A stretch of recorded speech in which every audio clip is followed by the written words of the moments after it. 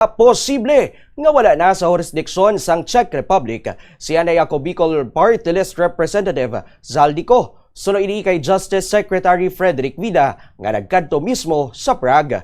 Suno pa kay Vida, wala sang garantiya ang Pilipinas nga magapabilin si Ko sa jurisdiksyon sang Czech Republic kag may posibilidad nga nakagwa na ini sa nasambit nga pungsod. Suno pa kay Vida nga ginaplano pa ang mga meeting upod sa mga opisyal sang Czech. Kaupod ang Ministry of Justice agud beripikahon ang impormasyon sa mga otoridad sang Pilipinas na anugod sa pagdetain kay Ko. Kagagod may baluan kung paano ini magapauli sa Pilipinas. Dugang pasini nga respetuhon sang Pilipinas ang proseso sang Czech Republic kag sang European Union sa pagdumala sang kaso. Ginkumpirma naman niya nga wala pa sang ginpagwa nga Interpol Red Notice batok kay Ko. Ginpayag man sini nga may dugang nga mga dokumento ang isa ka team agud suportahan ang aplikasyon para sa Red Notice.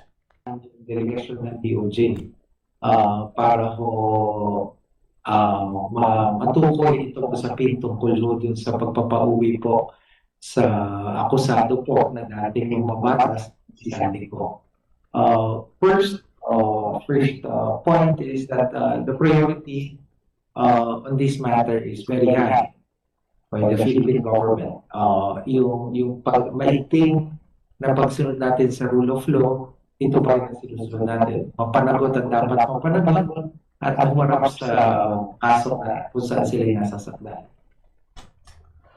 Si DOJ Secretary Frederick Vida naibaluan nga una na nga ginklaro ni Justice Spokesperson Polo Martinez nga wala ginaresto sang Czech authority si Ko. Apang ginrestrain lamang ang iya liberty o kun kahilwayan bangod sang posible violation sang immigration regulations. Agud mas mahangpan pagid sang publiko, ginpaanggid niya ini sa sitwasyon sa airport kung sariin may tawo nga nag-abot apang wala ginpasulod sang immigration.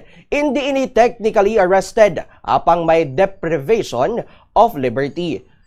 O kan deprivation of liberty. Nanindugan naman ang Malacanang paagi kay Palace Press Officer Undersecretary Attorney Claire Castro nga wala man nagamit si President Ferdinand Marcos Jr. sang termino nga arrest sang ginanunsyo sini ang detention kay Ko sa Prague sang Abril 16.